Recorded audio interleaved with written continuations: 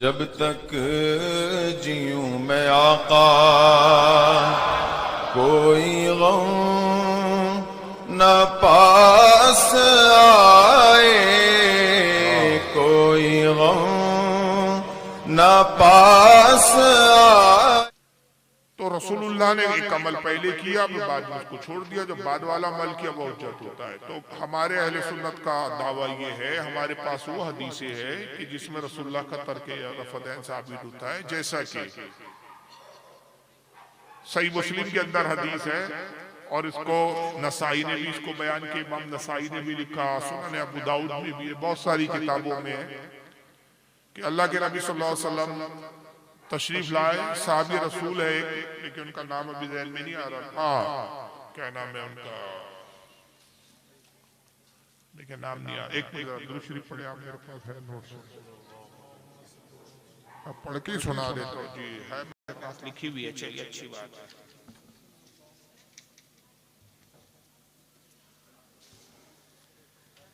चलिए, असल में नोट्स लिखे हुए हैं मेरे पास, मिल गया इत्तेफाक से। हाँ, जाबिर बिन समूरा। चलिए अल्फाज ही पढ़ देता हूँ। सही मुस्लिम के अंदर ये हदीस मौजूद है, किताबुस सलाह बाबुल अम्री बिस्सुकूनी फिस सलाह, यानी नमाज के अंदर सुकून का इख्तियार करना। ये बाब कायम किया। हदीस नंबर इसकी 854 है, सही मुस्लिम की हदीस। अन जाबिर बिन समूरा रदियल्लाहु ताला अन्हु क़ाला खरजा अलैना रसूलुल्लाह सल्लल्लाहु अलैहि वसल्लम फ़क़ाल। हज़रत जाबिर बिन समूरा कहते हैं कि हम सहाबा एक जमात के साथ नमाज पढ़ रहे थे, तो नबी पाक सल्लल्लाहु अलैहि वसल्लम अपने हुजरे पाक से तशरीफ लाए, बाहर तशरीफ लाए, और हमको देखा तो आपने इरशाद फरमाया, माली आराकुम रफ़ाई ऐदिकुम, क्या बात है कि मैं तुम्हें देख रहा हूं कि तुम नमाज में इस तरह हाथ उठाते हो जैसे सरकश घोड़ा अपनी दुम हिलाता। सरकश घोड़ा मतलब जो घोड़े का दिमाग सटिया जाता है, तो उसकी दुम यूं यूं हिलती रहती है, रुकती नहीं हो, आप ही आप ऑटोमेटिक उसकी दुम हिलते रहे। उससे मिसाल दिया पर मैं, क्या बात है कि मैं तुम्हें नमाज में इस तरह बार बार हाथ उठाते हुए देखता हूँ, यानी रफ़दैन करते हुए देखता हूँ जैसे सरकश घोड़ा अपनी दुमों को हिलाता है। कानमा अजनाबु खील शम्स, इस तरह देखता हूँ। पूरी हदीस का मैंने टुकड़ा छोड़ दिया था। जैसे सरकश घोड़ा दुम हिलाता है। उस्कुनु फिस सलाह, नमाज में सुकून इख्तियार करो। उस्कुनु फिस सलाह, नमाज में क्या करो। ये वो हदीस है जिसके बारे में हमारे मुहद्दिसीन कहते हैं कि रफ़दैन के मनसूख की हदीस है। और सही मुस्लिम के अलावा ये अबू दाऊद में है, नसाई में है, मुस्नद अहमद में है यही हदीस।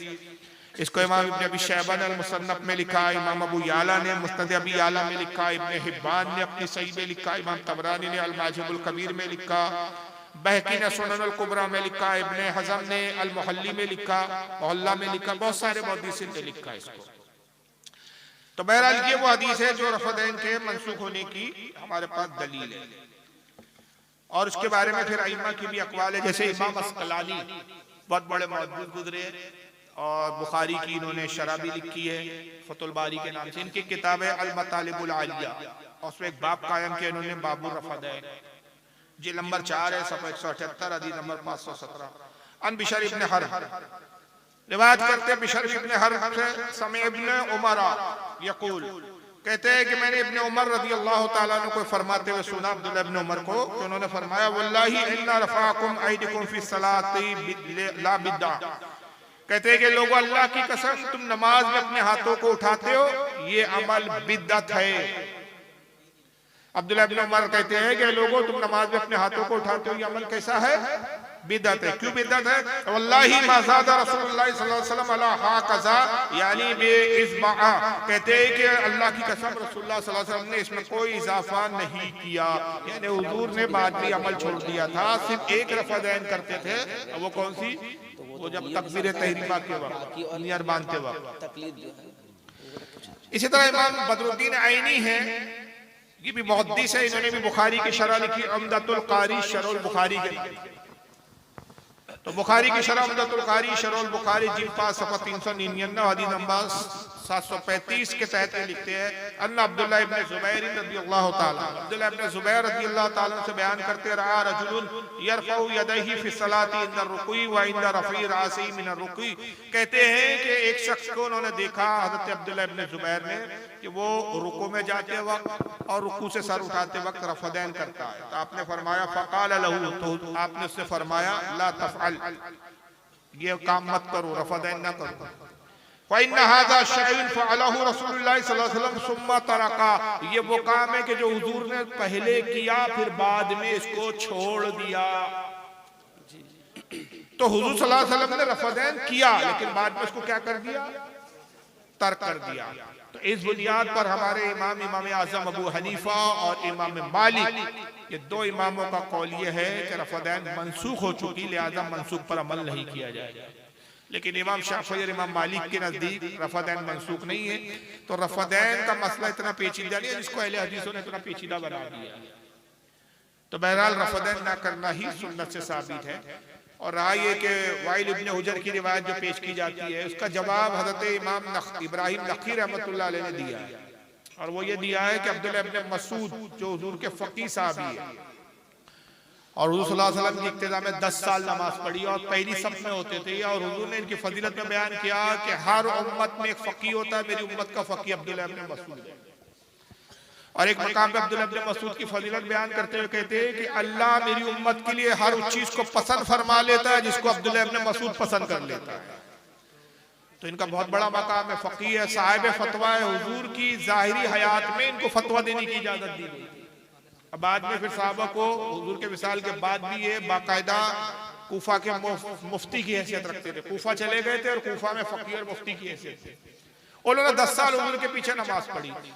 उनसे बुखारी मुस्लिम और कई किताबों में आया है कि उन्होंने कहा कि मैं तुम्हें रसूलुल्लाह की वो नमाज पढ़ के दिखाता हूँ जिस तरह मैंने रसूलुल्लाह को पढ़ते हुए देखा। तो उन्होंने तकबीर तहरीमा यानी पहली मर्तबा जब हाथ उठाते तभी या कानों तक हाथ उठाया। रफ़दैन यानी हाथ को उठाने को कहते हैं, रफ़दैन रफ़उल यदैन यानी हाथों को उठाना। तो पहली मर्तबा नियत बांधते वक्त कानों तक हाथ लाया और उसके बाद पूरी नमाज में फिर कहीं भी हाथ नहीं उठाया, न रुकू के वक्त और दूसरे सज्जे वगैरह के वक्त। और कहा कि मैंने वो नमाज पढ़ के तुम्हें दिखाई जैसा रसूलुल्लाह पढ़ते थे। हज़रत इब्राहिम नक्की के सामने जिक्र किया गया कि वाइल इब्न हुजर कहते हैं कि मैंने रसूलुल्लाह को रफ़दैन करते हुए देखा। तो आप जलाल में आया कहा कि वाइल वो सहाबी है जो बाद में ईमान लाया और हुजूर के पीछे 1-2 वक्त की नमाज पढ़ी। जिसने 1-2 वक्त की नमाज पढ़ी तुम उससे हदीस लेते हो, जिसने 10 साल हुजूर के पीछे नमाज पढ़ी उसकी हदीस नहीं लेते। कि 10 साल देखने वाला ज्यादा देखने वाला और समझने वाला है कि 2-4 वक्त की नमाजों को देखने वाला। और फिर वाइल इब्न हुजर वो थे कि जो सहाबा में ईमान लाए तो पीछे की सफ में होते थे। और अब्दुल्लाह इब्न मसूद हुआ जिनके बारे में तिरमिज़ी में हदीस है कि हुजूर चंद असहाब को नाम लेकर कहते थे कि इनको पहली सफ में बुलाया जाए। आप नाम लेते थे कि पहली सफ में आओ ताकि तुम मेरे अमल को देखो, और जब तुम वो अमल लोगो तो उम्मत को बयान करो तो मेरे अमल तुम्हारे जरिए मेरी उम्मत तक पहुंचे। वल्लाहु आलम सुम्मा रसूलुल्लाह। अस्सलामु अलैकुम हज़रत। वालेकुम अस्सलाम। कुछ लोगों का ये सवाल है कि गौसे पाक वलियों के सरदार हैं और जब गौसे पाक रफ़ायदैन करते थे तो फिर और भी जो तो हम क्यों ना करें। फिर आप ख्वाजागिरी नवाज का बात कर रहे हैं या आला हजरत का बात कर रहे हैं, तो गौसे पाक तो वलियों के सरदार हैं। ये बेहुदा सवाल जो है ये मिर्जा पलम्बर जैसे जाहिल ने पैदा किया है कि गौस पाक की 11वीं मनाते हो तो यूं कहता है, गौस पाक की 11वीं खाते हो तो उनकी नमाज पे अमल क्यों नहीं करते। तो ऐसा है कि मीठा मीठा हाफ हाफ कड़वा कड़वा थू उसी गुनी तो तालिबीन में जब गौस पाक ने रफ़दैन करने का जिक्र किया वह नाफ के नीचे हाथ बांधने का भी जिक्र किया, वो क्यों नहीं बांधते, सीने पे क्यों बांधते हो फिर। तो बहरहाल ये कुछ लेते कुछ छोड़ते। सुनिए, गौसे आजम जो रफ़दैन करते थे वो इस बुनियाद पे करते थे कि वो हम्बली मसलक के फॉलोअर, वो इमाम अहमद इब्न अंबल के मुकल्लिद थे। तो इमाम अहमद इब्न अंबल के नजदीक रफ़दैन करना सुन्नत है, वो करते थे। तो हज़रत गौस पाक करते थे। तो मानना और होता, अमल करना और होता। अब अगर कहे गौस पाक को मानते तो उन पे अमल क्यों नहीं करते। तो हम ख्वाजा गरीब नवाज हनफी थी वो नहीं करते थे, अब गरीब नवाज को मानते तो उन पे उनकी कौल पे अमल क्यों नहीं करते। फिर गौसे आजम के दादा पीर गौस पाक के कौन, जुनैद बगदादी, वो हनफी थी, वो रफ़दैन नहीं करते थे। उनके दादा पीर गौस पाक के हज़रत शिबली वो हनफी थे, वो रफ़दैन नहीं करते थे। हज़रत इब्राहिम इब्ने अदहम गरीब नवाज के दादा पीर में वो हनफी थे, इमाम आजम के शागिर्दों में वो रफ़अदैन नहीं करते थे। तो ये जहालत की बात है। असल में 4 इमाम हैं जो जिस इमाम की तकलीद में उसके मुताबिक अमल करता है। मानना और होता है, फिक़्ह पे अमल करना और होता है। हम मूसा अलैहिस्सलाम को भी मानते हैं, मानते हैं कि नहीं मानते? मानते हैं ना। और अगर कोई मूसा को नबी ना माने तो मुसलमान रहेगा? हजरत ईसा को मानते हैं कि नहीं मानते? और कोई हजरत ईसा का इनकार कर देता, मैं हजरत ईसा को नबी नहीं मानता, मोमिन रहेगा? करोड़ बार कहे कि मैं रसूलुल्लाह को नबी मानता हूं, मगर एक नबी जिनकी नबुव्वत साबित है उसका इनकार करे तो वो मुसलमान? मगर हजरत मूसा की शरीयत पर आप अमल करेंगे? बोलो। अभी कोई कहेगा यार मूसा से मोहब्बत है तो मूसा की शरीयत पर अमल क्यों नहीं करते? तो ये तो ऐसी जालाना बात हुई कि कोई अपनी बहन से ही निकाह कर ले। अब पूछा जाए क्यों, तो कहेंगे भाई आदम को भी हम नबी मानते हैं, आदम की शरीयत में जायज था तो मैंने कर दिया। हम कहेंगे भाई अभी तुम रसूलुल्लाह की शरीयत पे अमल करते हो तो जिसकी शरीयत की पैरवी करते हो उसके मुताबिक करो, उसी तरह जिसकी तकलीद में हो उसके मुताबिक अमल करो। हनफी हो तो हनफी तरीके से करो, हम्बली है तो हम्बली। हाँ, अगर ये तकलीद करके करते तो हमें एतराज नहीं होता। ये तो खुद ही तकलीद से आजाद होकर ये खुद ही अपने आप को इमाम समझते हैं, तो इसलिए हम इनसे एतराज करते हो कि तुम्हारी हैसियत और औकात नहीं है। तो मुज्तहिद हो नहीं, मुज्तहिद के लिए हुक्म है कि वो तकलीद ना करे। मुज्तहिद को तकलीद हराम है, लेकिन जो मुज्तहिद के मनसब पर फायद ना उसको तकलीद वाजिब है। तो तुम तकलीद करके करो, शाफी होकर करो, हम्बली बनकर करो, तो कोई एतराज नहीं। मगर आजाद होकर करोगे तो अल्लाह के रसूल की हदीस है, हुजूर सल्लल्लाहु अलैहि वसल्लम ने इरशाद फरमाया कि जाहिल के लिए यह है कि शरीयत के हुक्म बयान करने से परहेज करे। अगर उसने अंदाज में बयान किया बिल फर्ज वो सही भी हुक्म हो तो तब भी गुनाहगार हुआ कि उसने दीन में अकल दौड़ा। तो हर छोटे को बड़े की पैरवी करना चाहिए। तो बहरहाल ये मंतिक नहीं है। खुद आका सल्लल्लाहु अलैहि वसल्लम की हदीस है कि अगर मूसा मेरे जमाने में आ जाए और तुम मुझे छोड़कर मूसा की पैरवी करोगे तो गुमराह हो जाओगे। मूसा को भी मेरी पैरवी के बगैर चारा नहीं। ईसा अलैहिस्सलाम इस उम्मत में तशरीफ लाएंगे, अपनी शरीयत पर अमल नहीं करेंगे, किसकी शरीयत पर अमल करेंगे? आका सल्लल्लाहु अलैहि वसल्लम की। क्या उनकी शरीयत में कोई खोट है, कमी है? बोल सकते हैं आप, उनकी भी शरीयत अल्लाह की बनाई हुई है, अल्लाह की भेजी हुई है। मगर जब बड़ी शरीयत मौजूद हो तो दूसरी शरीयत पर अमल। तो जब आप हनफी हो तो हनफी तरीके से, हम्बली है तो हम्बली। तो गौसे पाक इसलिए नहीं करते थे वो माज़अल्लाह कि गौसे आजम जो है वो मतलब, अच्छा चलो एक चीज और, वो हम्बली थे तो बात हो गई। गौसे आजम हम्बली होने की बुनियाद पर रफ़अदैन करते थे। किसी किताब में कोई माइक का लाल चैलेंज है कयामत, सुबह की कयामत तक गौसे पाक की कोई एक कॉल किसी किताब में दिखा दे कि उन्होंने कहा जो रफ़अदैन नहीं करते उनकी नमाज नहीं होती? दिखा दे कोई। इन जाहिलों को यही नहीं मालूम कि इमाम आजम का मकाम यह है कि इमाम शाफी फरमाते हैं कि तमाम फकीहों के बाप है वो। और इमाम अहमद इब्न हंबल कौन है इमाम आजम के मालूम है? शागिर्द के शागिर्द के शागिर्द। इमाम आजम अबू हनीफा के शागिर्द है इमाम मोहम्मद। इमाम अबू हनीफा के शागिर्द कौन है? इमाम मोहम्मद के शागिर्द है इमाम शाफई, और इमाम शाफई के शागिर्द है इमाम अहमद इब्न हंबल। तो हम तो इसलिए हम इमाम आजम को मानते हैं, तो हमारी खुशनसीबी है। मगर गौसे आजम को हम विलायत की बुनियाद पर मानते हैं कि अल्लाह ने उनको मकाम विलायत बहुत बुलंद दिया। तो फिक्र में हम उनके मुकल्लिद नहीं है। हम फिक्र में किसके मुकल्लिद है? इमाम आजम के मुकल्लिद है, क्योंकि इमाम आजम मुज्तहिद फिल मज़हब है। गौसे आजम को मुज्तहिद फिल मज़हब नहीं कहा गया। मुज्तहिद फिल मसाइल है, बाद मसाइल में इज्तिहाद किए, लेकिन मुज्तहिद फिल मज़हब का मकाम नहीं है गौसे पाक। तो हम उनको बतौर विलायत मानते हैं, बतौर मुज्तहिद फिल मज़हब के नहीं मानते। तो बहरहाल उम्मीद है कि आपको जवाब समझ में आया हो। मुतमईन है ना? वल्लाहु आलम सुम्मा रसूल। और कोई सा? अच्छा, वो बंदा सवाल ही नहीं करना जिसके सबब से मैंने सवाल जवाब का सेशन शुरू किया, वो बंदा ही नहीं पूछ रहा है। नाम नहीं मालूम मुझे, वो कह रहे थे कि ज़कात पर आप बयान करना। मैंने कहा यार बयान तो एक मौजू पर चलेगा, उसमें बीच में ज़कात कहाँ से ले आओगे? तो अब उसके लिए ऐसा करो कि सवाल जवाब का सेशन रख देंगे, सवाल में आप पूछ लेना। तो वो पूछ ही नहीं रहा, और क्या पूछना चाह रहा है तो ज़कात के बारे में वो भी नहीं मालूम मुझे। मेरे ख्याल तो ये पूछना चाह रहे तो लोग ज़कात ही नहीं देते, शायद यही मकसद होगा, पता नहीं और क्या पूछ रहे थे। वल्लाहु आलम। वो बंदा दिख भी नहीं रहा, किधर बैठे भाई? क्या गए? क्या था ज़कात के बारे में मसला, क्या पूछना चाह रहे? अस्सलाम वालेकुम। वालेकुम अस्सलाम। जी हजरत, कुछ लोग जैसे बोलते हैं 4 इमाम हैं, तो वो लोग बोलते हैं हम लोग चारों इमाम में से किसी का नहीं मानेंगे, हम लोग जो सहाबा से और रसूल से साबित है बस वही अमल को हम लोग करेंगे, हम किसी इमाम को नहीं मानेंगे। तो उन लोगों के बारे में क्या बोलेंगे?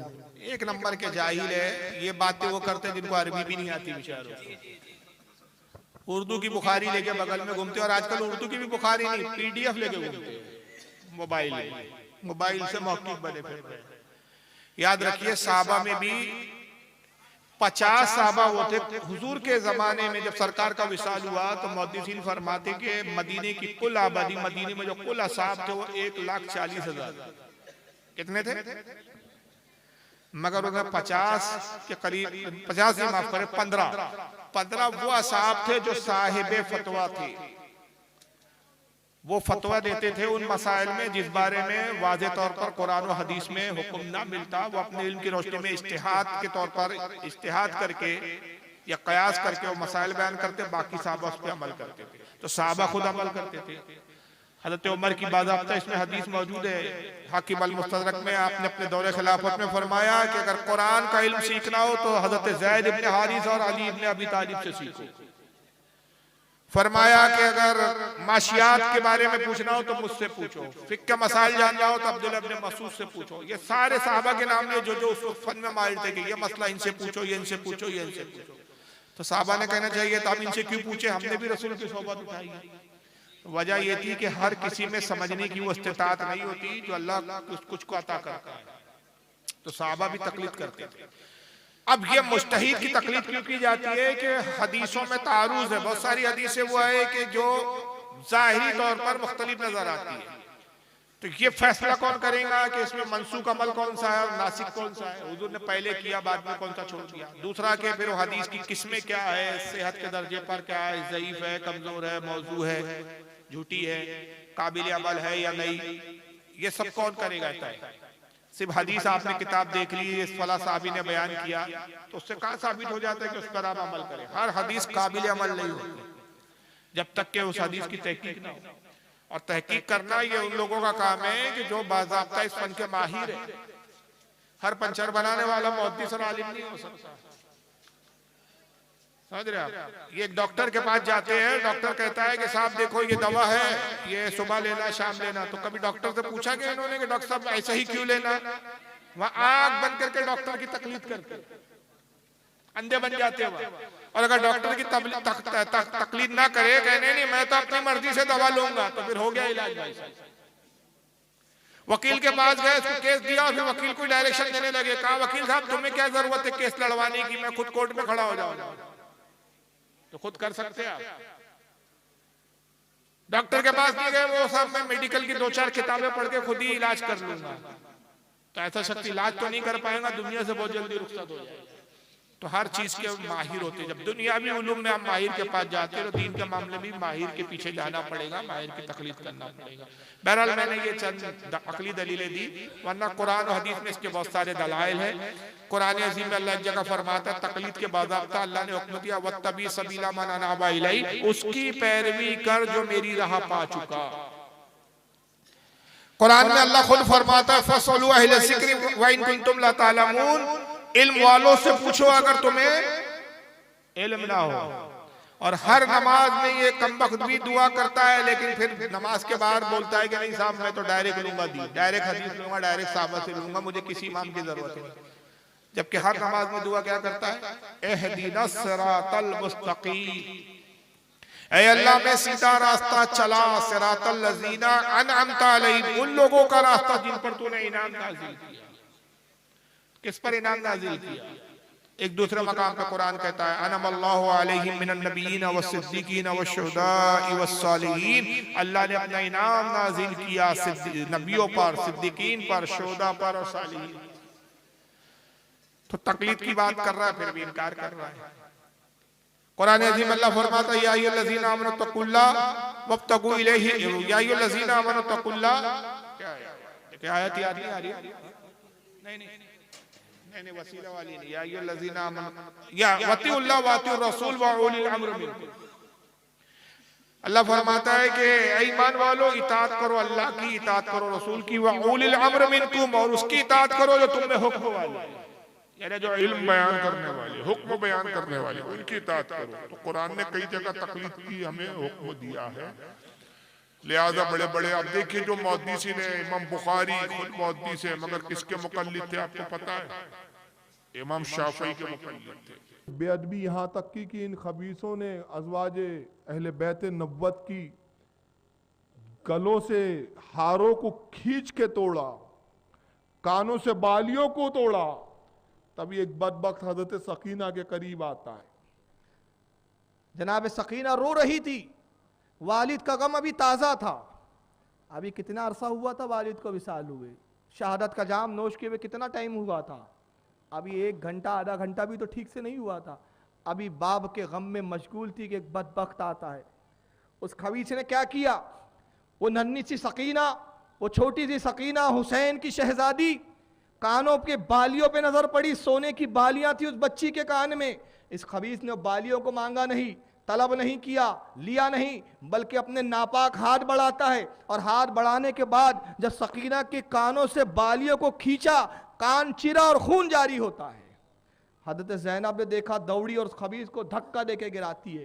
कहती है, बदबख्त, तुझे शर्म नहीं आती? शहजादी रसूल की जिस्मों की तरफ, उनके कानों की तरफ, उनके जिस्म मुबारक की तरफ अपने नापाक हाथ उठाता है। बदबख्त, हम शकी घराने की शहजादियां हैं, हमारा बाप सकी था, हमारा नाना सकी था।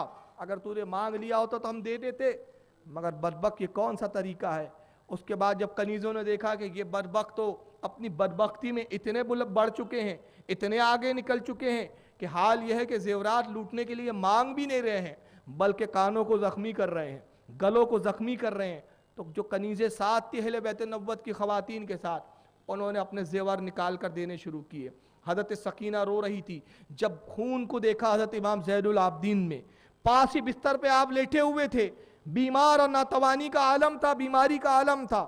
हज़रत ज़ैनुल आबदीन तलवार के सहारे उठना चाहते हैं और ये कहते हुए आप उठने की कोशिश करते हैं। खबीस, अभी मैं तुझे मज़ा चकाता हूँ, मैं अभी मौजूद हूँ, ख़ानदान अहले बैत का मुहाफिज मौजूद है, मुहाफिज अहले बैत की मौजूदगी में तू ये बेअदबी करता है। करीब था कि खड़े होकर कुछ कहते या तलवार निकाल के उसका मुकाबला करते। एक गशी तारी हुई, कमज़ोरी और नातवानी का ये आलम था कि खड़े ना रह सके, पैर कपकपाए, इमाम ज़ैनुल आबदीन ज़मीन पर गिर कर बेहोश हो जाते हैं। गशी तारी हुई, बेहोश हो गए। तब एक बदबख्त अंदर दाखिल हुआ, देखा कि आबिद बीमार पड़े हुए हैं। कहता है, खबीस ये कौन है? दूसरा इसका एक साथी कहता है, ये ज़ैनुल आबदीन है, हुसैन का बेटा है। कहा, ये कैसे बच गया? क्या ये मैदान जंग में नहीं आया था? कहता है कि नहीं, ये मैदान में नहीं आया, इसलिए कि बीमार है, इसका हाल तो यह है कि खड़े भी हुआ नहीं जाता। इस बदबख्त ने तलवार निकाली, हज़रत इमाम ज़ैनुल आबदीन की तरफ बढ़ता है, चाहता है कि इमाम ज़ैनुल आबदीन को कत्ल कर दे। जनाब ज़ैनब ने जैसे ही देखा, आपकी फूफी हज़रत ज़ैनब इमाम ज़ैनुल आबदीन के जिस्म पर गिर जाती है। फरमाती है, खबीस अपनी तलवार को रोक ले, ये हुसैन का चश्म चिराग, ये हुसैन के ख़ानदान की आखिरी निशानी है, ये अहले बैत नब्वत का एक ही मर्द बचा हुआ है। बदबख्तो, क्या तुम्हारा इतना खून बहाने के बाद भी तुम्हारी प्यास नहीं बुझी?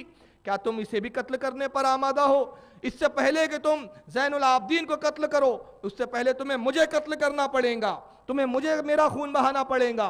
तभी हुमैर इब्न मुस्लिम करके खबीस जो था, उसके दिल में अल्लाह ने रहम डाला। वो सिपाही का हाथ पकड़ता है, कहता बाज आ जा इस इरादे से, देख नहीं रहा है कि हज़रत ज़ैनब ने, ये इमाम हुसैन की बहन है, और अगर इसको भी तूने कत्ल कर दिया ज़ैनब को, हम दुनिया में बहुत बुरी तरह रुसवा हो जाएंगे, और रुसवाई ऐसे ही हमारा मुकद्दर हो चुकी है। मगर तारीख ये भी बात को दोहराएंगी कि बदबख्तों ने बदबख्ती में इतनी हदें पार कर ली कि इन्होंने औरतों को भी नहीं छोड़ा। देख, हम बदबख्त ज़रूर है, मगर इतनी बदबख्ती भी रवा नहीं, इतनी बदबख्ती भी ठीक नहीं। रुक जा, बाज आ जा, शिम्र को आने दे, अमर इब्न साद को आने दे, उनका जो फैसला उस पर अमल करना। तभी अमर इब्न साद खैमे में दाखिल हुआ। कहता, क्या मामला है? ये शोर क्यों हो रहा है? किस बात पे ये आवाज़ें बुलंद हो रही है? हुमैर इब्न मुस्लिम कहता है, अमीर, ये ज़ैनुल आबदीन है, ये बच गया है, इसको ये कत्ल करना चाहता है। मैंने आपके हुक्म के तहत इसको रोका है कि आपका हुक्म हो तो उसके बाद उस पर अमल किया जाए। अमीर बताइए क्या हुक्म है? इस ज़ैनुल आबदीन को रखा जाए जिंदा या कत्ल कर दिया जाए? अमर इब्न आस कुछ लम्हे के लिए सोचने लगा। सोचने के बाद कहता है कि तेरी राय ठीक लगती है, इसे जिंदा छोड़ दो, इब्ने ज़ियाद के दरबार में पेश करो, इसे कैद कर लो, इब्ने ज़ियाद के दरबार में इसको पेश किया जाए, फिर इब्ने ज़ियाद की मर्जी जो चाहे फैसला करे। ये कहकर अम्र बाहर निकलता है। तभी शिम्र मरदूद आया, कहा अम्र ये क्या करता है, आज हुसैन की नस्ल का एक फर्द भी बचना नहीं चाहिए, अफसोस तेरी अक्ल पर, तूने ज़ैनुल आबदीन को क्यों छोड़ दिया, मुझे इजाजत दे कि मैं ज़ैनुल आबदीन को कत्ल कर दूं। अम्र ने उसके बाजू को पकड़ा, कहा शिम्र अपनी बदबख्ती में इतनी हद से आगे ना बढ़, अगर यह जिंदा है, अगर मौत इसके मुकद्दर में होंगी तो इब्ने ज़ियाद ही इसके खून से अपने हाथों को रंगीन करेगा। हम क्यों रंगीन करें जबकि निहत्ता है, बेहोशी के आलम में पड़ा हुआ है, बिस्तर पे सोया हुआ है, बिस्तर पे इसको होश भी नहीं। ऐसे निहत्ते को मारना हमारी शान के खिलाफ है। हाँ, जो अगर ये हमारे मुकाबले में आता फिर हम इसको कत्ल करते तो बात दुरुस्त होती, मगर जबकि ये हमारे मुकाबले में खड़ा नहीं है, बल्कि इसका हाल यह है कि हमसे लड़ भी नहीं सकता, तो इस हालत में इसको कत्ल करना दुरुस्त नहीं है। यह फैसला इब्ने ज़ियाद पर मौकूफ है, इब्ने ज़ियाद के लिए इसको छोड़ दे। यह कहकर शिम्र को भी बाहर लाता है। फिर उस खैमे में भी आग लगाई गई, और जब आग लगती है तो रावी जो खुद जो है यजीदी फौज के रावी कहते हैं कि हमने एक अजीब मंजर देखा कि जब खैमे में आग लगी, हज़रत ज़ैनब बाहर आई, आने के बाद बड़ी बेचैनी से आप आहो फिगा करती है, नारे बुलंद करती है, या मोहम्मदा या मोहम्मदा। फिर उसके बाद फिर खैमे में जाती है, फिर बाहर आती है, एक बेचैनी का आलम है हज़रत ज़ैनब का। वो यजीदी कहता है कि मैं बड़ा मुताज्जिब होकर देख रहा था कि जब खैमे जल गए तो ज़ैनब बाहर आ गई, फिर अंदर क्यों जाती है, क्यों बाहर आती है, जहाँ अंदर और बाहर का क्या मामला है, ऐसा कौन तक कीमती सामान खैमे में है जिसकी हिफाजत के लिए ज़ैनब बार बार अंदर जाती है। वो यजीदी कहता है कि मैं इस मंजर को देखता रहा, फिर मैंने देखा कि ज़ैनब अंदर गई, और जाने के बाद एक किसी कपड़े में लिपटे हुए बहुत बड़े पोटले को या बहुत बड़े बोरे की शक्ल में किसी चीज को उठाने की कोशिश कर रही है, पीठ पे लाद कर बाहर निकालती है, मगर हाल यह है कि चला नहीं जाता, गिरती है, फिर उठती है, फिर उसको उठाती है, फिर अपने पीठ पे लादती है। वजन का यह आलम है कि गोया बर्दाश्त नहीं कर पा रही है उस बार को, उस वजन को झेल नहीं पा रही है, मगर फिर जुस्तुजू करती है, फिर उठाती है हजरत ज़ैनब, फिर बाहर आती है, यहां तक कि खैमे से किसी तरह बाहर निकली, और बाहर निकलने के बाद कुछ दूर जाके गिर गई। जो उसकी पीठ पे हजरत ज़ैनब की लदा हुआ था, वो कहता है कि वो भी, मैं जब करीब गया और मैंने देखा तो मैंने देखा कि वो इमाम ज़ैनुल आबदीन थे, वो ज़ैनुल आबदीन थे जिसको आपकी फूफी हज़रत ज़ैनब निकाल कर बाहर ला रही थी। मैं इस पर एक जुमला कहना चाहता हूँ, ये हज़रत ज़ैनब का पूरे दुनिया इस्लाम पर एहसान है कि उन्होंने ज़ैनुल आबदीन की वहाँ हिफाजत की, ज़ैनुल आबदीन को बचाया, ज़ैनुल आबदीन का तहफ़्फ़ुज़ किया।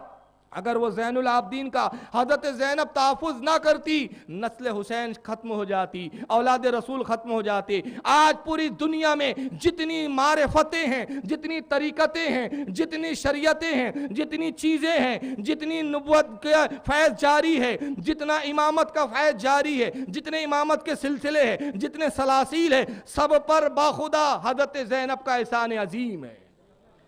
अगर ज़ैनब ने इमाम ज़ैनुल आबदीन को न बचाया होता तो आज ना हमें इमामत होती हमारे यहाँ, न हमारे यहाँ तरीक़त होती, न शरीयत के चश्मे फूटते हुए नज़र आते, न हमारे यहाँ पीरी मुरीदी के तरीके होते। ये इमाम ज़ैनुल आबदीन है जिनसे सारे सिलसिले जारी हुए हैं। बाखुदा तमाम दुनिया इस्लाम के सुन्नियों पर, तमाम दुनिया इस्लाम के इंसानों पर, तमाम दुनिया तरीक़त के लोगों पर, दुनिया शरीयत के मानने वालों पर, दुनिया मारिफत के हकीकत शनासों पर अगर किसी का एहसान अजीम है तो हज़रत ज़ैनब का एहसान अजीम है। इमाम हुसैन के बाद अगर किसी ने इस्लाम पर एहसान किया तो हज़रत ज़ैनब है। उसके बाद जब ये बदबख्तों ने पूरे खैमों में आग लगाई, यहाँ तक के पूरे खैमों को जलाकर राख कर दिया, जो कुछ असबाब थे अहले बैत नबुव्वत के सब छीन लिए, और पूरे अहले बैत नबुव्वत की ख़वातीन और जो छोटे बच्चे शीरखार या दूध पीते और या जो नाबालिग बच्चे बच गए थे, उनका यह हाल था कि सब सहराए रेगिस्तान में करबला के आसमान के नीचे खुली छत के नीचे बैठे हुए थे। शाम का वक्त होता है, अम्र इब्न साद ने हुक्म दिया कि जितने लाशें हैं यजीदियों के सब जमा किए जाएं। यजीदियों की लाशें जमा हुए, अम्र खबीस ने उन पर नमाज जनाजा पढ़ी, मगर अहले बैत नबुव्वत के शहजादों के जिस्म मुबारक उनके लाशें वैसी रखे हुए थे, उन पर कोई नमाज जनाजा नहीं पढ़ी गई, न उनको दफन किया गया। बल्कि तारीख बताती है कि 2 रोज़ या 3 रोज़ के बाद कबीले बनु असद के कुछ लोग वहाँ आए और उन्होंने फिर शोहदा ने करबला को दफन फरमाया। 3 दिन तक ये लाशें या 2 दिन तक लाशें इसी तरह रखे रहे करबला में। इसने अपने खबीस यजीदियों को जो मर चुके थे उनको कब्रों में दफन भी किया और उनकी नमाज जनाजा भी पढ़ी। उसके बाद एक कासिद रवाना करता है, जाओ इब्ने ज़ियाद को खबर दो कि हुसैन का मार का सर कर लिया गया है, हुसैन पर हमने काबू पा लिया, हुसैन मारा गया। अमरुल मोमिनीन यजीद के लिए रास्ता साफ है। कासिद इब्ने ज़ियाद की तरफ रवाना होता है। रात का वक्त हुआ, इसने हुक्म दिया कि कल सुबह हम कूफा में दाखिल होंगे, इसलिए कि अब रात का वक्त करीब है। मैं नहीं चाहता कि रात के सन्नाटे में हम कूफा में दाखिल हो और लोग इसका जश्न और खुशियाँ का इजहार ना कर सके, इसलिए कि रात में लोग सोने के आदी होते हैं। सुबह के वक्त हम दाखिल होंगे, लिहाजा यहीं क़याम करो। क़याम का उसने हुक्म दिया। और यहाँ तक कि अल बिदाया में जिल्द नंबर 8 सफ़ा 190 और इब्ने असीर ने जिल्द नंबर 4 सफ़ा 33 पर लिखा कि ये बदबख्त रात भर शराब पीते रहे, शराब के नाम एक दूसरे से टकराते रहे। और इधर हाल यह है कि अहले बैत नब्वत का ये घराना, अहले बैत नब्वत का ये काफिला खुले आसमान के नीचे बैठा हुआ अपने मरहूमीन पर आओ फिगा बुलंद कर रहा है।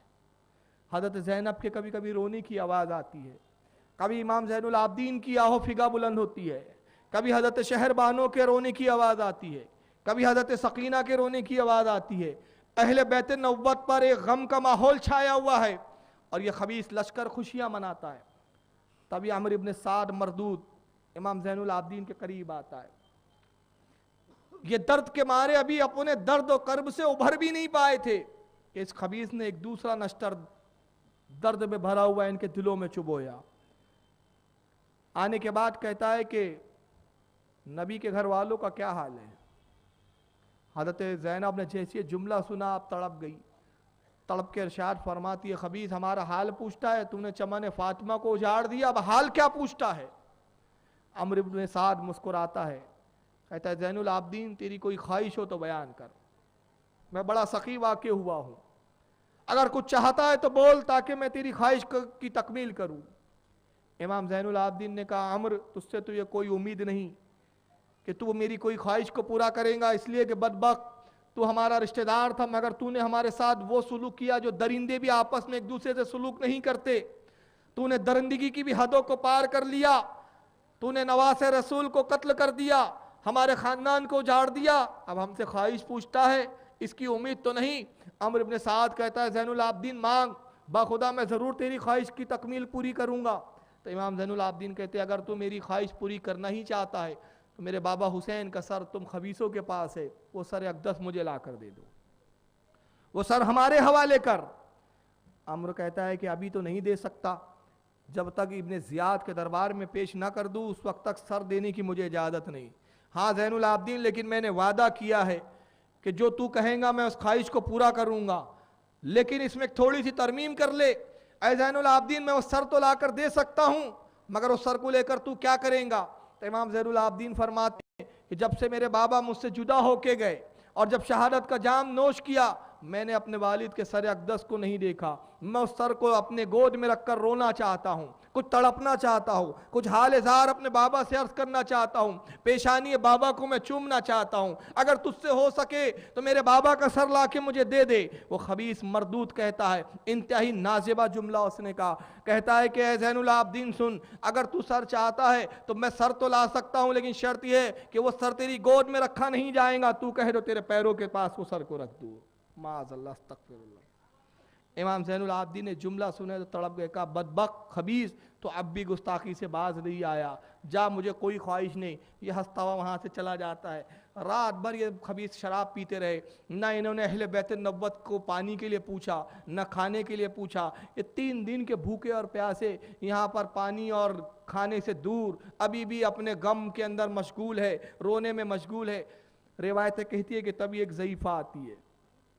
आने के बाद हज़रत ज़ैनब के करीब आई, सलाम किया, करीब बैठ गई। बैठने के बाद कहती है कि मुझे ख़बर हुई, मुझे इत्तला मिली कि एक बागी ख़ानदान है जिसने यजीद से टकराया, यजीद से दुश्मनी ली और नतीजा ये है कि उसे ख़त्म कर दिया गया।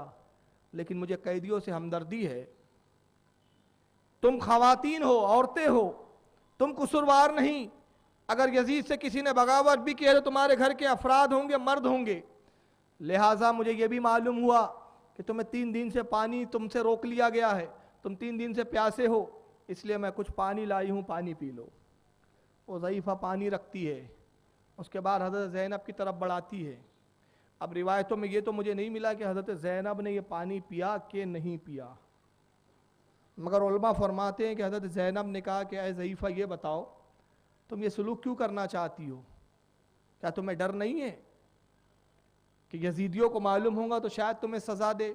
इसलिए कि जब तुम खुद मानती हो और कहती हो कि हम बागी लोग हैं तो फिर बागियों के साथ ये सलूक क्यों?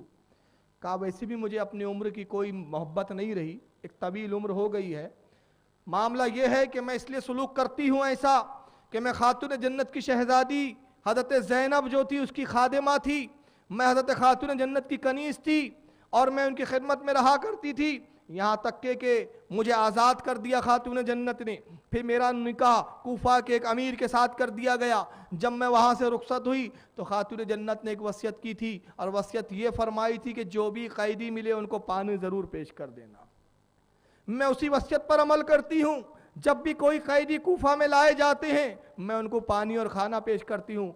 आज तुम कैदी बनकर आई हो, आज तुम्हारे ताल्लुक से मुझे मालूम हुआ है, लिहाजा ये पानी लाई हूँ, क्या तुम ये पानी नहीं पियोंगी? हज़रत ज़ैनब फरमाती है कि ये बताओ ऐ ज़ईफ़ा तुमने बड़ा अच्छा सलूक किया, बड़ा नेक सलूक किया, कोई दुआ हो तो कहो ताकि मैं तुम्हारे हक़ में कोई दुआ कर दूँ।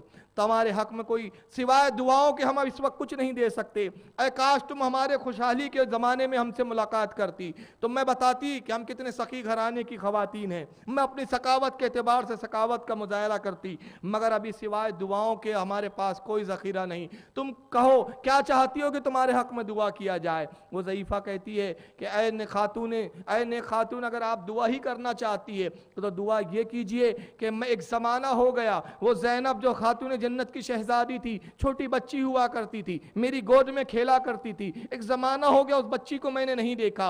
आज आलम यह है कि मैं सोचती हूँ वो बड़ी जवान हो गई होंगी, बल्कि उसके बच्चे जवान हो गए होंगे। हुसैन मेरे साथ खेला करते थे, हुसैन को गोद में मैं खिलाया करती थी। हाल यह कि इमाम हुसैन को देखे हुए अरसा हो गया। तुम दुआ करना चाहती हो तो सिर्फ ये दुआ करो कि परवरदिगार आलम मुझे ज़ैनब से मिला दे, मुझे हज़रत इमाम हुसैन से मिला दे, उनकी औलादों से मिला दे, ये दुआ मेरे हक में कर दो। जब उस ज़ईफ़ा ने जैसे जुमले कहे, हज़रत ज़ैनब रोती है, फरमाती है ज़ईफ़ा तेरी दुआ कबूल हो गई। देख ये ज़ैनब ये है जो उजड़ी यहाँ बैठी हुई है और वो हुसैन जिससे तू मिलना चाहती है उसका सर नेज़े पे रखा हुआ है। ज़ईफ़ा ने जैसी ही जुमले सुने और उस मंजर को देखा कि जिसके साथ ये सलूक कर रही है वही हज़रत ज़ैनब है। ज़ईफ़ा इस बर्दाश्त ना कर सकी सदमे को, एक चीख बुलंद होती है, वहीं वो गिरती है और उसकी रूह कफ़नसरी से परवास करती है। शोहदा के काफ़िले में ये ज़ईफ़ा भी शामिल हो गई। सुबह का सफ़ेदा नमुदार होता है। लेकिन इससे पहले एक और रिवायत में बताता हूँ, इसको भी अल बिदाया में इब्न कसीर ने लिखा और इब्न असीर ने भी जिल्द नंबर 4 में इसको लिखा कि शहर के बाहर अम्र इब्न साद जब रात गुजार रहा था तो खुली का घर जो था वो शहर के बाहर था, खुली इब्न यजीद का। एक रिवायत ये है इस ताल्लुक से कि शिम्र ने सर को तन से जुदा किया था इमाम अली मकाम के, और एक रिवायत में खुली का भी जिक्र आया। तो खुली इब्न यजीद के पास सर इमाम हुसैन था। तो इस बदबख्त ने अम्र से इजाज़त ली, कहा कि मेरा घर करीब है और हुसैन का सर मेरे पास है, मुझे अंदेशा है कि कोई इस सर को मुझसे छीन ना ले और ख़ुद इनाम का हकदार ना बन जाए, इस सर की हिफाजत ज़रूरी, इजाज़त दे कि मैं अपने घर जाऊँ। अम्र ने उसको इजाज़त दे दी। इसकी 2 बीवियाँ थी। जब घर पहुँचा सर लेकर, बोरे में सर रखा हुआ है और घर जाके कहता है कि मेरी बीवियों कहाँ हो, मैं एक बहुत बड़ी दौलत लेकर आया हूँ। उसकी बीवियाँ आती है, कहती खुली क्या ले आया है तू? कहा समझ लो कि इतनी दौलत ले आया हूँ कि तुम्हारे वज़न के बराबर भी सोना तोला जाए तो तुम्हारा वज़न कम पड़ जाएगा। कहा ऐसी चीज़ क्या ले आया है? उसने जैसी बोरे से उस थैले से निकाला सर हुसैन था। बीवी ने कहा बदबख्त के क्या लाया, लोग करबला गए, उन्होंने माल और असबाब लेकर आए, दौलत लेकर आए, और तू एक महज सर लेकर आया। कहता है नेक बख्तो तुम समझती नहीं हो, ये सर मामूली नहीं, ये हुसैन का सर है, हुसैन का। कल इब्ने ज़ियाद के दरबार में जब मैं हुसैन का सर पेश करूंगा तो ये समझ लो कि हुसैन के सर के बाद इब्ने ज़ियाद मुझे सोने में तोल देगा। उसकी एक बीवी बड़ी नेक बख्त थी, उसने कहा अल्लाह की लानत हो तुझ पर, नवासे रसूल के सर लेकर आया, नवासे रसूल के सर के वस्तु ने दुनिया का सौदा किया, आज से मैं तुझ पर हराम हूं, खबरदार जो तुम अब मेरे करीब भी आया। ये कहकर वो वहां से जाती है। उसी नेक बख्त का बयान है, वो कहती है कि खूली ने उस सर को लिया और ले जाने के बाद एक तश्त में रखकर एक कमरे में रख दिया। कहती है कि मैं लेटी हुई थी, दिल में ख्याल आया कि मैं जाकर सर हुसैन को देखूं कि क्या उस सर का हाल है। जब मैं कमरे में दाखिल हुई तो एक अजीब मंजर था। मंजर ये था कि घर की छत नजर नहीं आ रही थी, आसमान और सर तक, आसमान से एक नूर उतर रहा था जो सर पर नाजिल हो रहा था, और उस नूर के अंदर कुछ सफेद परिंदे थे जो फड़फड़ाते हुए नजर आ रहे थे। ये कि मैं समझ गई कि इमाम आली मकाम का जो मकाम है वो कितना बुलंद बाला है, और मेरे शोहर ने इमाम हुसैन को कत्ल करके, शहीद करके कितनी बड़ी बदबख्ती ले ली। उसके बाद जब सुबह होती है, खुली इब्ने यजीद इस सर को लेकर लश्कर में शामिल होता है। इब्ने ज़ियाद का हुक्म पहुंचता है कि पूरे कूफा में सैर करते हुए दरबार में, पूरे बाजार कूफा में घुमाते हुए सरों को लेकर आना। जब ये इब्ने ज़ियाद का हुक्म पहुंचा, अमर इब्ने साद ने हुक्म दिया कि जितने शोहदा के सर है सब नेज़े पे रख दिए जाए, सबसे आगे सर हुसैन रखा जाए। सबके सर रख दिए, हर के हाथ में वही सर था जो जिसका वो कातिल था, जिसने उसको शहीद किया था। एक रावी कहता है कि हबीब इब्ने मज़ाहिर का जो कातिल था, उसने हज़रत हबीब के सर को घोड़े के गले में हार बना के लटका दिया था। उसका खुद का बयान है, वो यजीदी का एक बयान देता है कि जब वो कूफा में हम दाखिल हुए तो ये घोड़े पे बैठा हुआ है हबीब का कातिल, हबीब इब्ने मज़ाहिर के कातिल घोड़े पे चलता है, घोड़े के गले में रस्सियों से हार की शक्ल में हबीब इब्ने मज़ाहिर का सर लटका।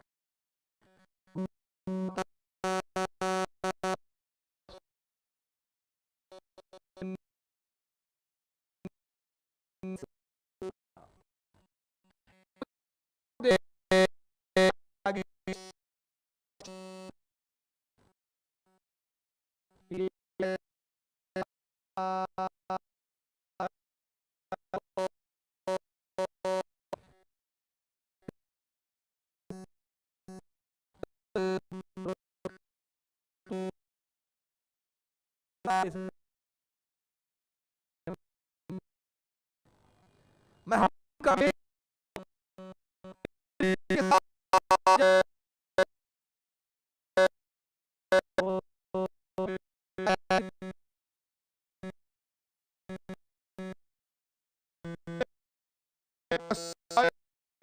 के कातिल को जब तक जहन्नम में ना पहुंचा दूं उस वक्त तक मुझ पे जिंदगी का लुत्फ हराम है। बाद में तारीख कहती है कि ये बड़ा हुआ, इसी ने उसको भी कत्ल भी किया।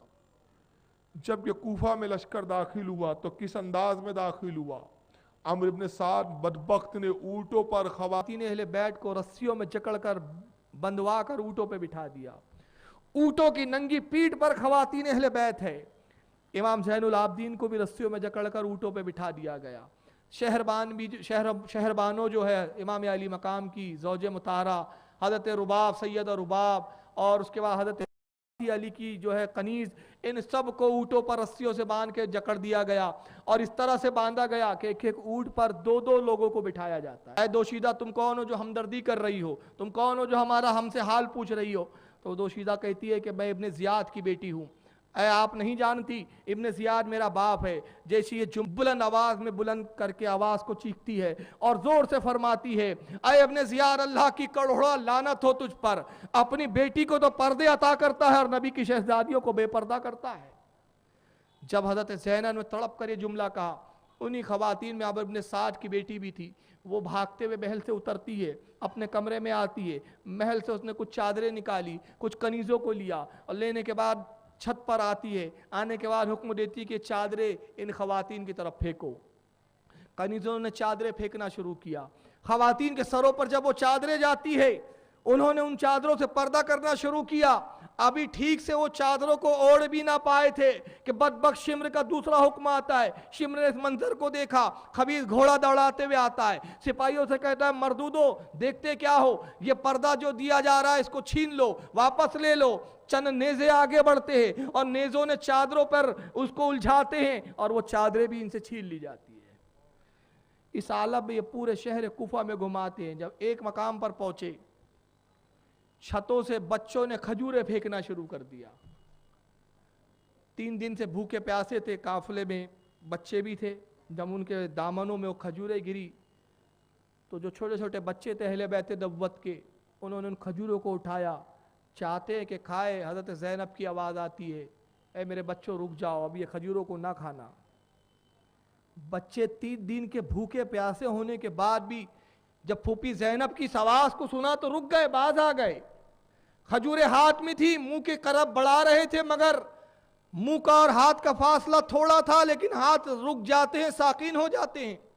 हज़रत ज़ैनब छत की तरफ निगाह करती है और इरशाद फरमाती है, ऐ खजूरें फेंकने वालों बताओ ये खजूरें सदके की है कि ये तोहफा और अतिया है?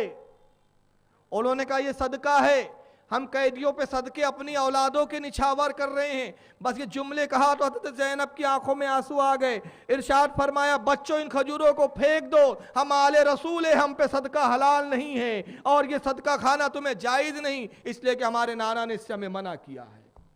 बच्चों ने खजूरों को फेंक दिया। इब्न ज़ियाद के दरबार में लाया जाता है इनको। इससे पहले एक खुतबा हज़रत ज़ैनब कूफे की सड़क पर या कूफे के बाज़ार में देती है। अगर मैं अपने अहले सुन्नत की किताबों से खुतबा पेश करूं तो मुमकिन है कुछ लोगों को शिकायत होंगी, और वो शिकायत ये होंगी कि भाई आपने अपने घर की किताब से खुद बयान किया है। तो मैं इसके ताल्लुक़ से अपने घर की कोई किताब नहीं पेश कर रहा हूँ। इस वक्त मेरे हाथ में मालियुस सिफ्तैन फ़ी अहवालिल हसन वल हुसैन, जो ईरान से छपी है किताब, अहले तश्रीह हज़रात के बहुत बड़े अल्लामा है ये, जिनका नाम इस तरह से लिखा गया है, फ़ख्रुल मौर्रिखीन आकाई मोहम्मद महदी। ये ईरान के एक बहुत बड़े मुजतहिद आलिम माने जाते हैं। इन्होंने लिखी और हिंदुस्तान में इसका उर्दू ज़बान में तर्जमा हुआ। तर्जमा करने वाले भी यही लोग हैं। हज़रत ज़ैनब ने जो खुतबा कूफा के बाज़ार में इरशाद फरमाया है, वो खुतबे के अल्फाज खुद इन्हीं की किताबों में मैं पढ़ रहा हूँ, जिससे वाज़े हो जाता है कि कातिलाने हुसैन कौन थे। ये उन्हीं के घर की किताब से मैं शहादत पेश कर रहा हूँ। हज़रत ज़ैनब रज़ियल्लाहु ताला अन्हा खुतबा जब इरशाद फरमाती है तो कहती है कि मेरे बाप मोहम्मद सल्लल्लाहु अलैहि वसल्लम पर दुरूद व सलाम हो। ऐ अहले कूफा, ऐ मकर फरेब के पले हुए, तुम्हारे ये बहते हुए आंसू कभी ना रुके। क्योंकि वो रो रहे थे, सीने पीट रहे थे, सीने चाक कर रहे थे कि ये जुर्म हमसे क्या हो गया, हमने ही हुसैन को बुलाया और हम ही ने हुसैन को कत्ल भी कर दिया। अब पछतावा हो रहा है। अहले बैत का जब ये हाल देख रहे हैं तो अब मगरमच्छ के आंसू बहा रहे हैं। हज़रत ज़ैनब खुतबे में इरशाद फरमाती है, ऐ मकर फरेब के पले हुओ, तुम्हारे ये बहते हुए आंसू कभी ना रुके, तुम्हारा ये गिरिया कभी बंद ना हो।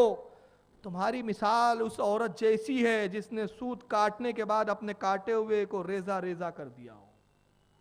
तुमने भी ईमान की कसमें खाई, फिर उसे गारत कर दिया। अब कौन नहीं जानता कि तुम्हारे ईमान की बुनियादें मकर फरेब पर थी। वो कौन सी बुरी खसलत है जो तुम में ना हो। खुद शनाई तुम्हारा शेवा है, तकब्बुर और खुशामद तुम्हारा तुर्रा इम्तियाज है। जरा सोचो तुम्हारे पास आखिरत के लिए क्या रह गया है, कयामत के लिए तुमने क्या जमा कर लिया है। अल्लाह का गज़ब नाजिल हुआ, तुम दायमी अजाब में मुब्तला हो गए। हमें ज़बा भी तुमने किया और अब तुम ही आंसू भी बहाते हो।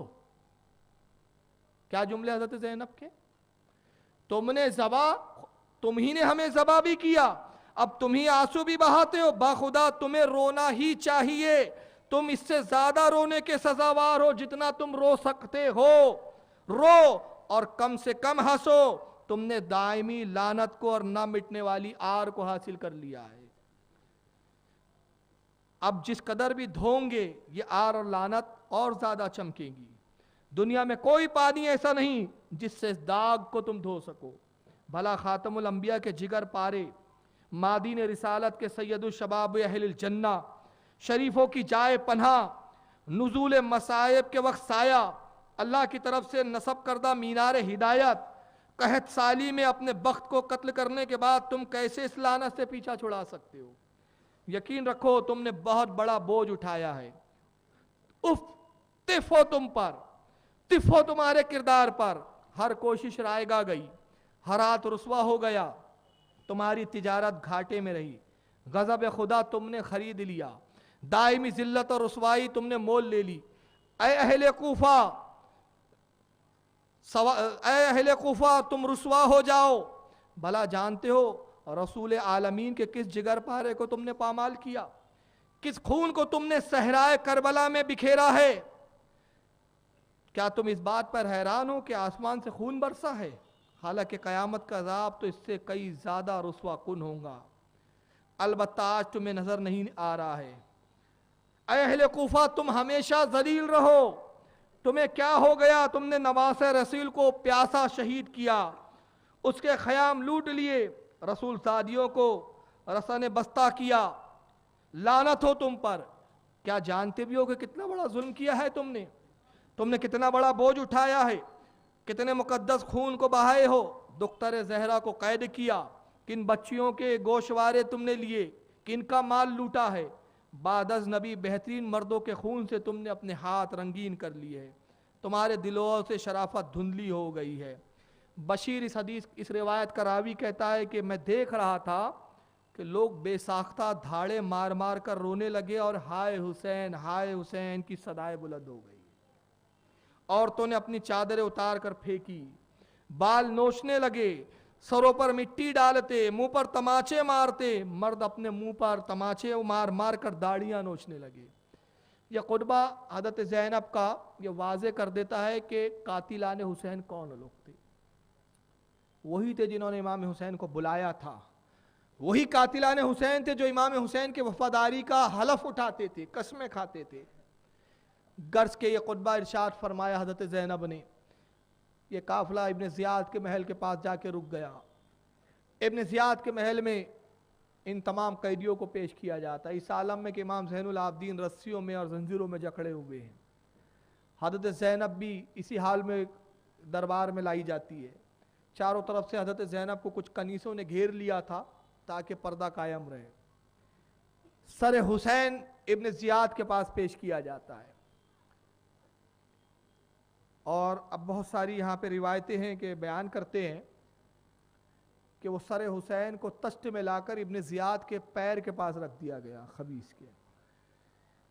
इब्न ज़ियाद के हाथ में छड़ी थी, उस छड़ी से वो इमाम अली मकाम के लबों को उठाता और दांत पर छड़ी को मलता, फिर छड़ी को दांत पर मारता और कहता हुसैन तू कितना हसीन और जमील है, बाखुदा तुझसे हसीन नौजवान, बाखुदा तुझसे हसीन इंसान मैंने कभी नहीं देखा।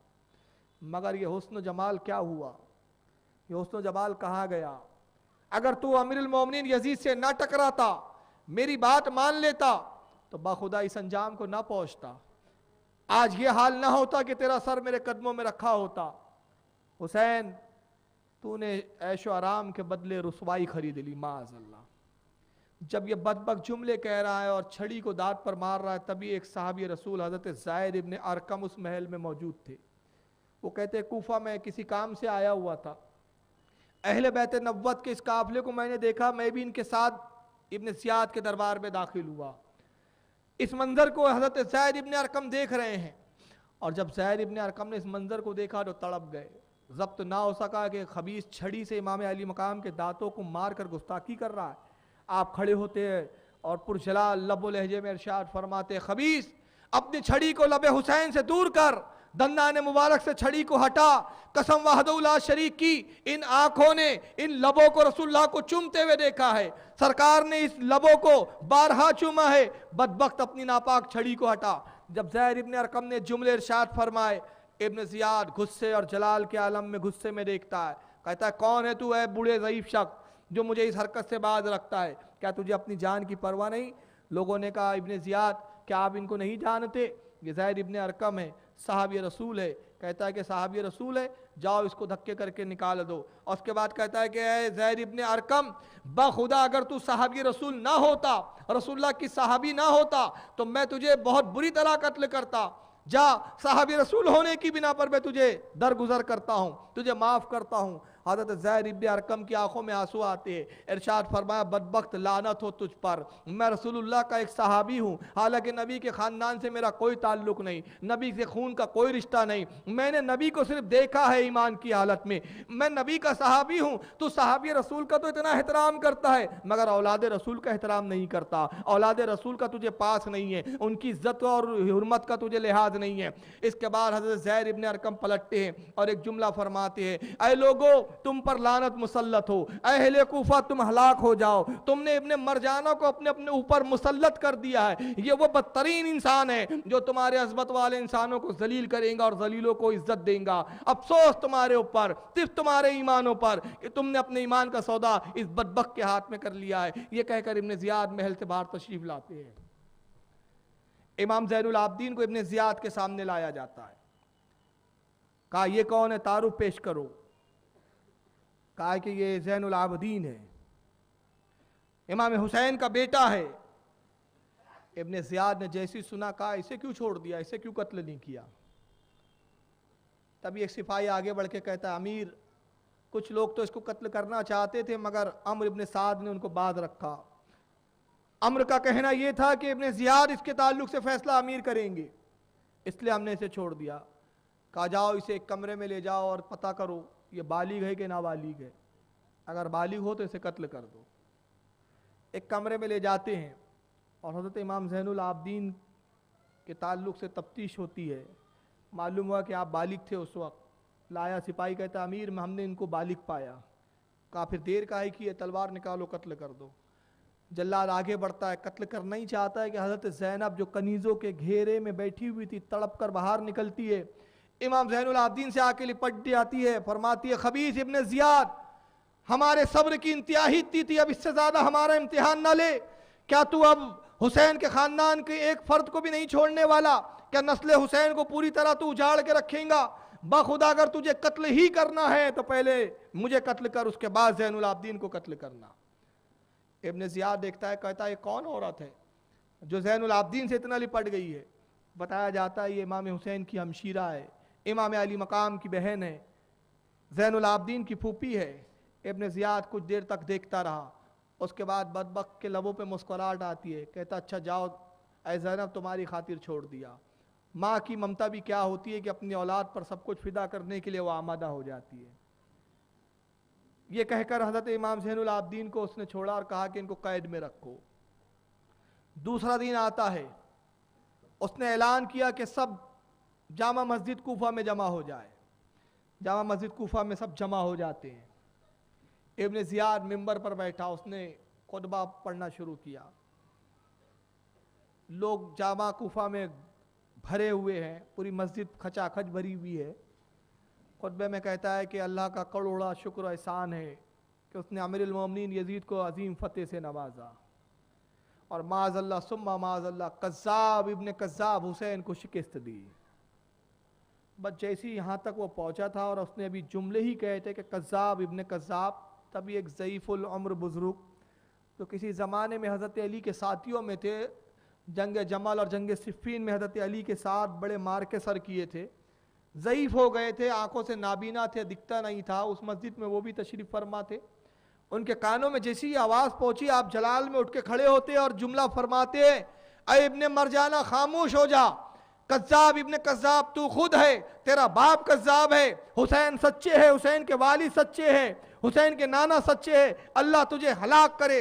जब हज़रत अब्दुल्ला इब्ने अफीफ ने जुमले कहे, ये खबीस ने देखा, कहा ये कौन बूढ़ा है अंधा नाबीना, ऐ जल्लाद देखते क्या हो, इसकी इतनी जुर्रत कि मैं तख्त पर बैठा हुआ भी खुतबा दे रहा हूँ, मेरे खुतबे में दखल अंदाजी करता है, मेरे खुतबे में कतई कलाम करता है, तलवार निकाल इसका सर कलम कर दे।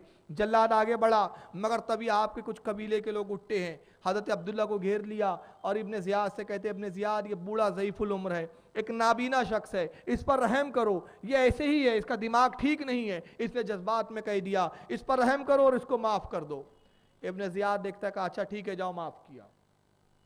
अब्दुल्ला वहाँ से निकलते हैं और ये कहते हुए निकलते हैं कि इब्ने ज़ियाद, तुझ पर अल्लाह की लानत, तुझ पर लानत हो, ऐ अहले कूफा तुम पर लानत हो कि तुम कितने बुज़दिल वाक़े हुए हो कि तुम्हारी मौजूदगी में ख़ानदान अहले बैत नबुव्वत को उजाड़ दिया गया, तुम्हारी मौजूदगी में ख़ानदान अहले बैत नबुव्वत की तौहीन की जाती है और तुम बुत बने सब ये मंजर देख रहे हो, मगर तुम्हारी गैरत बेदार नहीं होती। अल्लाह तुम्हें हलाक करे, तुम तबाह बर्बाद हो जाओ। ये जुमले कहते हुए हज़रत अब्दुल्ला अपने घर तशरीफ़ लाते हैं। अपनी बेटी को बुलाया, कहा साहबजादी मेरी तलवार लेकर आओ। कहा बाबा जान क्या हो गया, आप तो देख भी नहीं सकते, कौन सी जंग का मार्का है, कौन सा मामला है। अपनी बेटी से कहते बेटी अनकरीब इब्ने ज़ियाद के सिपाही आते होंगे, इसलिए कि मैंने मस्जिद कूफा में, जामा मस्जिद कूफा में एक ऐसी जुर्रत का काम किया है कि जिसके बाद यकीन कामिल है कि इब्ने ज़ियाद मुझे जिंदा नहीं छोड़ेगा।